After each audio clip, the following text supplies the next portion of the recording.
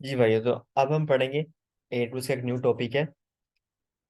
Respond respond आपने किस तरह करना है कि अगर कोई सिक्योरिटी थ्रेट आ जाता है या वहां पे कोई मिस हैपन हो जाता है, तो उस केस में आपने रिस्पोंड किस तरह करना है। ठीक है। उससे आपने निकलना कैसे है, अगर कोई डिफिकल्टी आ जाती है तो उस चीज से आपने बारी कैसे निकलना है। जिस तरह यहाँ पे आपको एक अच्छी एग्जांपल दी हुई है कि आप गाड़ी पे जा रहे हो और आपका जो ना टायर पंक्चर हो जाता है, तो आपने उससे बाद में रिकवर किस तरह करना है। क्या आपके पास कोई बैकअप प्लान पड़ा हुआ है? ठीक है। क्या आपके पास सारे टूल्स पड़े हुए हैं कि आप खुद उस चीज को उस चीज से आप जो है ना वो कम्युनिकेट कर सको या उस चीज को ठीक कर सको। तो वो सारी चीजें हम यहाँ भी करते हैं कि हमारे सर्वर चल रहे हैं, हमारा डाटा वहां पे स्टोर है। तो वहां पे अगर कोई डिजास्टर आ जाता है कल को, तो आपके पास क्या बैकअप प्लान आपने पहले बना के रखे हुए थे कि आपको यहाँ पे लॉस मिनिमम हुआ है। ठीक है। तो यहाँ पे चीजें होती हैं, जिस तरह यहाँ पे क्या लिखा हुआ है, business continuity plan, BCP and disaster recovery plan. तो जितने भी बिजनेसेस होते हैं, कंपनीज होती हैं, उन्होंने कुछ प्लान्स बनाए होते हैं already. Business continuity plan and disaster recovery plans बनाए होते हैं कि अगर बिजनेस को लॉस हो जाता है तो उसको उस लॉस से रिकवर कैसे करना है, या अगर बिजनेस लॉस में चला जाता है तो बाद में उस बिजनेस को ऑपरेट कैसे करना है, हमारा क्या प्लान भी है, हमारा क्या बैकअप है जिसको हम बाद में अपने रिसोर्सेज को, अपने एसेट्स को यूज कर सकते हैं। सेम इसी तरह आईटी के अंदर भी होता है कि हम यहाँ बैकअप प्लान बना के रखते हैं for disaster recovery and for business continuity plan हमारे यहाँ पे होते हैं। ठीक है। कि हमें अगर कोई मुश्किल आ जाती है, तो उस मुश्किल से, उस क्रिटिकल सिचुएशन से हमने बाहर कैसे निकलना है, हमारे बिजनेस को कैसे निकालना है।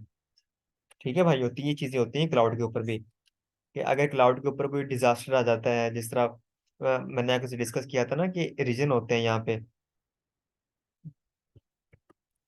जिस तरह फर्ज कर लें ये एक रीजन है AWS का, ये रीजन है। ठीक है। और इस रीजन के अंदर इनकी कोई दो अवेलेबिलिटी जोन है, एक ये है और एक ये है। ये अवेलेबिलिटी जोन जिस लोकेशन के ऊपर है या जहाँ भी है, यहाँ पे कोई डिजास्टर आ जाता है, पूरा अवेलेबिलिटी जोन डाउन हो जाता है। आपका सर्वर तो यहाँ पे चल रहा था। ठीक है। तो क्या आपने उसको रेप्लिकेट किया हुआ था यहाँ पे, कि आपको प्लान बी था कि आपने वहाँ बैकअप स्टोर कर रहे थे अपने अपने डाटा के यहाँ पे, कि नहीं कर रहे थे? अगर तो कर रहे थे फिर आपको मिनिमम लॉस होगा, अगर तो नहीं कर रहे थे फिर आपको पूरा लॉस हो जाएगा। तो इस तरह हम कुछ प्लान्स बना के रखते हैं कि ताकि डिजास्टर अगर कोई आ भी जाए, कोई क्रिटिकल सिचुएशन आ भी जाए, तो उससे हम इजीली खुद खुद को निकाल सकें।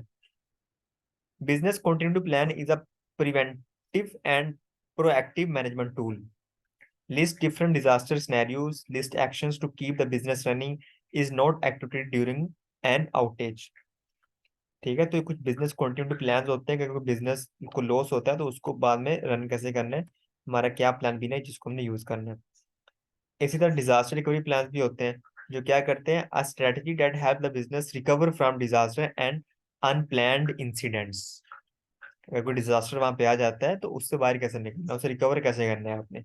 तो वो सारी चीजें हम यहाँ पे करते हैं। यहाँ पे दो चीजें अब आपने याद रखनी है, एग्जाम पॉइंट ऑफ व्यू से बता रहा हूँ। एक आपने RTO याद रखना है, इसका मतलब क्या होता है, और एक आपने RPO याद रखना है, इसका मतलब क्या होता है। DRP का मतलब होता है डिजास्टर रिकवरी प्लान्स। ठीक है। और BCP का मतलब होता है बिजनेस कंटिन्यूटी प्लान्स। इसी तरह जो RTO होता है इसका मतलब होता है recovery time objective, and RPO का मतलब होता है रिकवरी पॉइंट ऑब्जेक्टिव। अभी इसका मतलब क्या होता है। RTO का मतलब recovery time objective, it means the maximum acceptable delay between the interruption of service and restoration of service. The RTO determines an acceptable length of time for service downtime. अगर कोई कंपनी का server चल रहा है या हमारा कोई server चल रहा है जहाँ पे वेबसाइट चल रही है, तो वहां पे कोई डिजास्टर आ जाता है, हमारा सर्वर डाउन हो जाता है, तो अब उस सर्वर को दोबारा रनिंग फॉर्म में लाने के लिए कितना टाइम लगेगा, उसको हम बोलते हैं रिकवरी टाइम ऑब्जेक्टिव। ठीक है। रिकवरी पॉइंट क्या होता है, कि अगर कोई डाउन टाइम आ गया या हमारा सर्वर लॉस हो गया या हमारा डाटा लॉस हो गया, तो maximum acceptable amount of data that we can bear, कि हम कितना डाटा लॉस को बियर कर सकते हैं, तो उसको हम बोलते हैं recovery point objective. The maximum acceptable amount of time since the last data recovery point, the RPO is directly link to how much data will be lost and how much will be retrieved. तो ये दो चीजें होती हैं। तो मैं आपको यहाँ पे समझाता हूँ, यहाँ पे आ जाए। पहले मैं ना वो एग्जाम्पल देता हूँ, पहले उससे समझे।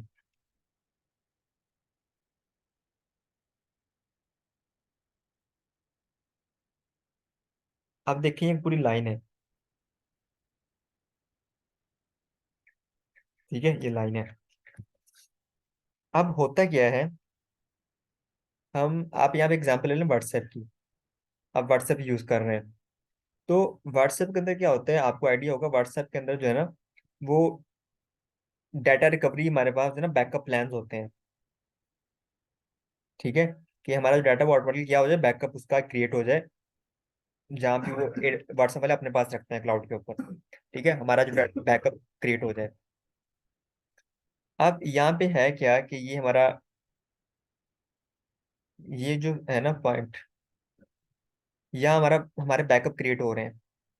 ठीक है, ये हमारा यहाँ पे क्रिएट हुआ, फिर एक दिन गुजरने के बाद रात को 12 बजे यहाँ पे हमारा बैकअप ले लिया गया, फिर एक पूरा दिन गुजरने के बाद रात को 12 बजे यहाँ पे बैकअप ले लिया गया, फिर यहाँ पे बैकअप ले लिया गया, और फिर यहाँ पे बैकअप ले लिया गया। ये हमारे बैकअप बनते जा रहे हैं, हर एक दिन बाद रात को जो भी हमने टाइम सेट किया होगा हमारे व्हाट्सएप के बैकअप स्टोर हो रहे हैं।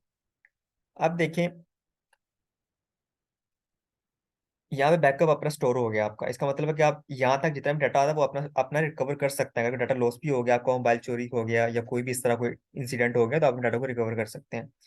इसी तरह नेक्स्ट बैकअप यहाँ पे हुआ 12 AM पे, तो आपने पूरा दिन जितनी भी चैट की, जो भी मैसेज थे वो आपके बैकअप हो गए।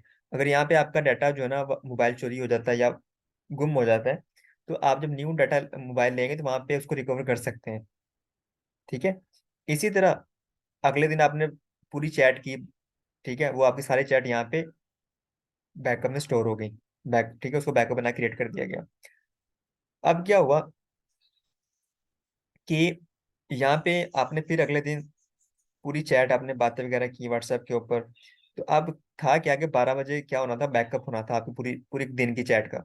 ठीक है, अब होगा क्या कि जैसे ही 11 बजे आपका डिजास्टर आ गया। डिजास्टर क्या आ गया कि जो है ना वो आपका मोबाइल के अंदर कोई इशू आ गया, मोबाइल बंद हो गया। ठीक है, या आपने मैनुअली बैकअप लेना था, तो आप अब ले नहीं सकते उसका बैकअप। ठीक है भाइयों, इसका मतलब है कि आपको कितना लॉस हुआ, इतना लॉस हुआ, यहाँ से लेके इतना लॉस हो गया। मतलब ये है हमारा रिकवरी पॉइंट ऑफ ऑब्जेक्टिव, कि कितना डाटा हम लो बियर कर सकते हैं, तो हमारा इतना लॉस होगा। लेकिन अगर आप चाहते हैं कि हम हमारा हमारा लॉस कम हो, तो आप जो बैकअप प्लान होते हैं उसको क्रीप क्रीप कर सकते हो। ठीक है, आप दिन में 2 दफा बैकअप ले सकते हो, यहाँ पे ले लो, फिर यहाँ पे ले लो बैकअप, फिर यहाँ पे ले लो। इससे क्या होगा कि अगर वो डिजास्टर आ भी जाता है तो हमारा जो डाटा लॉस होगा वो मिनिमम होगा यहाँ पे। तो इस तरह हम अपने डाटा को लॉस से बचाने के लिए यहाँ पे डिफरेंट स्ट्रेटजीज यहाँ पे चूज कर सकते हैं। तो ये तो हो गया RPO, recovery point of objective. एक होता है RTO, recovery time of objective. RTO का मतलब वो ये होता है कि अगर कोई यहाँ पे डिजास्टर आ भी गया इस पॉइंट के ऊपर, तो उसको दोबारा ऑपरेशनलाइज होने में कितना टाइम लगेगा। ठीक है, सर्विस को ऑन करने में या सर्विस को स्टार्ट करने में दोबारा कितना टाइम लगेगा, वो हमारा होता है RTO, recovery time of objective. Same इसी तरह होता है, यहाँ पे आपको बताया गया कि डाटाबेस की अगर बैकअप ले रहे हैं, अगर आपका डाटाबेस बैकअप और आपका डाटाबेस जो है ना उसने बैकअप यहाँ पे लेना था, यहाँ पे जो ये टिक लगा हुआ ना, यहाँ पे बैकअप होना था आपका। ठीक है, लेकिन यहाँ पे कोई डाउन टाइम आ गया, यहाँ पे डिजास्टर आ गया, सिस्टम डाउन हो गया आपका। ठीक है, तो यहाँ से लेके यहाँ तक आप लिखो डाटा लॉस, डाटा लॉस ये लिखा हुआ है, यहाँ पे डाटा लॉस हो गया, आप इसको रिकवर नहीं कर सकते। ठीक है, तो इस तरह की स्ट्रेटजी हम पहले से बना के रखते हैं कि कितना डाटा हम लॉस कर सकते हैं। अगर आप चाहते हैं कि ये भी बहुत सारा डाटा है, तो आप अपने बैकअप को उठा के यहाँ ले आओ, पास ले आओ। ठीक है, तो ये होता है आरपीओ। और रिकवरी टाइम ऑफ ऑब्जेक्टिव होता है कि सिस्टम डाउन हो गया, अब उसको दोबारा ऑपरेशनलाइज करने में जितना टाइम लगेगा उसको हम बोलते हैं RTO, recovery point of objective and recovery time of objective. भाइयों, क्लियर है यहाँ तक? सर एक बात पूछनी थी। जी जी। बात ये है कि जैसे आप थोड़ी सी स्लाइड ऊपर कीजिएगा, उसमें वो टाइमलाइन बनी हुई आ रही है, ये बिल्कुल एग्जैक्टली। अब आप ये कह रहे हैं कि बैकअप को हम पहले ही, यानी कि 12 आवर्स, ये 24 आवर्स के बजाय हम इसको 6 आवर्स के 4 चंक्स, लेट से कि 4 चंक्स हम्म। बनाते हैं, तो क्या ये एडिशनल चार्जेस होंगे इसके? हाँ ऑब्वियसली।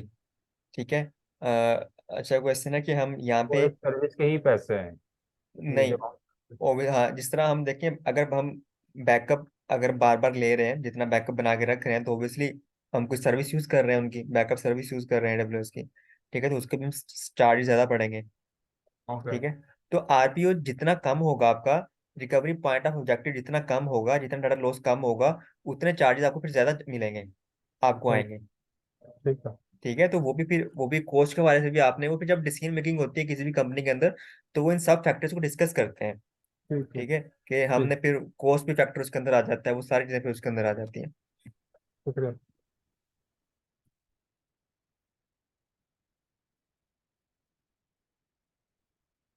तो आपने ये चीजें याद रखनी है, आरपीओ का मतलब क्या होता है और आरटीओ का मतलब क्या होता है, और डिजास्टर रिकवरी प्लान्स क्या होते हैं। ठीक है, एग्जाम पॉइंट ऑफ व्यू से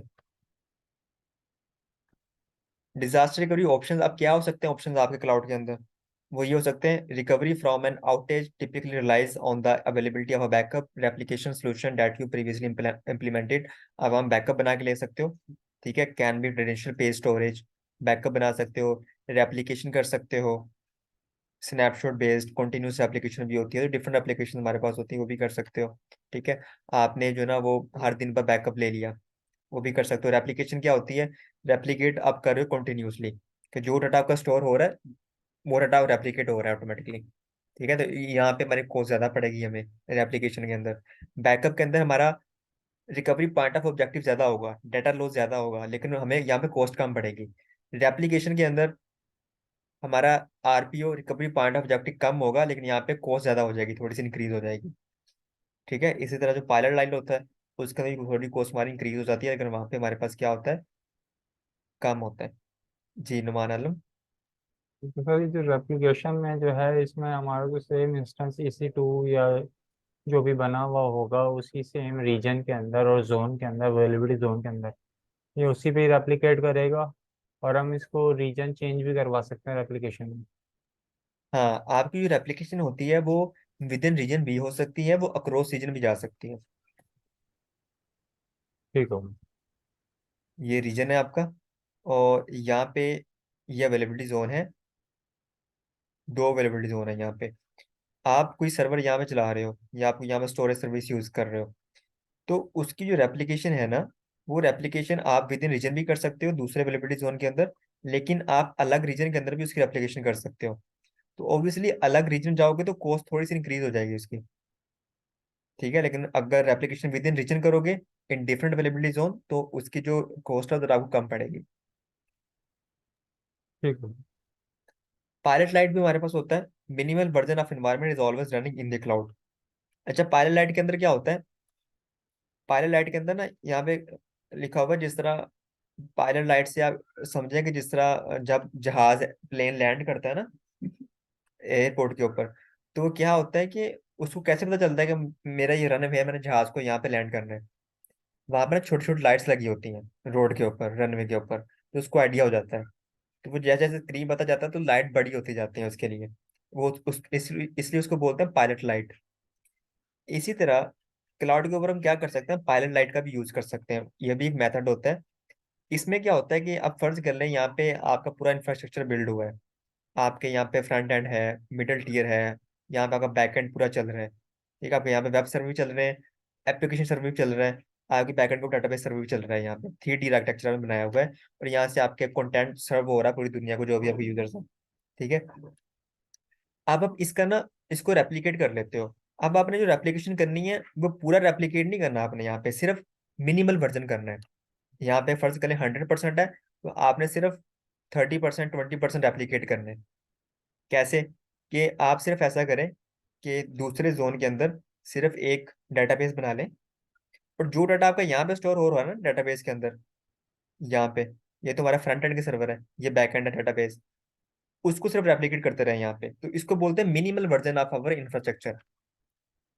कि अब हमने पूरा रेप्लिकेट नहीं करेंगे, पूरा भी कर सकते हैं, लेकिन ऑब्वियसली कॉस्ट ज्यादा पड़ेगी आपको पूरा रेप्लिकेट करेंगे। इस तरह अगर आप थोड़ा सा रेप्लिकेट करते रहेंगे साथ साथ, तो आपको कॉस्ट कम पड़ेगी, और अगर काम भी हो जाएगा। अब होगा क्या कि कल को अगर यहाँ पे कोई डिजास्टर आ गया, पूरा जोन डाउन हो गया, तो आपका बैकअप तो पड़ा हुआ है, डाटा तो पड़ा हुआ है आपका। ठीक है, तो आप उसी से फिर क्या कर सकते हैं, अपने फ्रंट एंड बना के चीज़ों को स्टार्ट कर सकते हैं। ठीक है भाइयों। तो ये होता है minimal version of environment that is always running in the cloud. इसको बोलते हैं पायलट लाइट।